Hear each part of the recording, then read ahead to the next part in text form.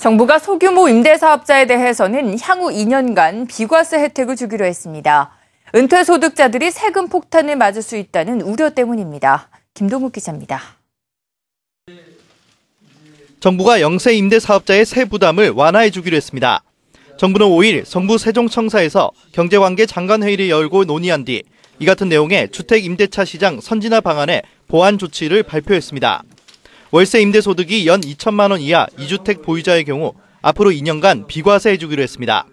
2016년부터 분리과세로 전환되도록 완충 장치를 마련하기로 한 겁니다. 분리과세는 단일세율 14%를 적용하되 필요 경비율을 60%로 높여 적용하기로 해 사실상 세율을 기존 6% 수준으로 낮추기로 했습니다.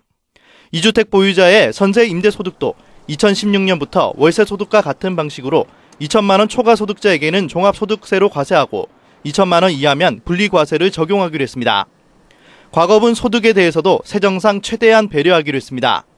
국세청은 지난해 소득에 한해서 확정일자 자료를 수집하고 3주택 이상 소유자 등에 대해서만 신고 안내 자료로 활용할 예정입니다. 정부가 이 같은 보완책을 내놓은 것은 은퇴자 등 소규모 임대사업자가 세금 폭탄을 맞을 것이라는 우려 때문입니다. 기왕에 이제 월세 소득 공제 확대라든지 이런 부분을 통해서 소득이 노출되는 분들이 소위 이제 생계형 임대 사업자, 영세 임대 소득자들의 경우에 세부담이 늘어나는 것으로 인한 여러 가지 부작용이 나올 수 있다는 부분에 대해서 보완 대책을 마련을 했다라는 말씀을 드리겠습니다. 앞서 정부는 지난달 26일 월세 소득 공제를 세액 공제로 전환하고 지원 대상과 공제 한도를 확대하는 내용의 주택 임대차 시장 선진화 방안을 발표했습니다. 하지만 근로소득 없이 월세 수입으로 생활하며 소득세 최저세율을 적용받는 은퇴 소득자들은 분리과세 혜택을 받지 못한 채 세율만 높이는 것 아니냐는 지적이 제기됐습니다.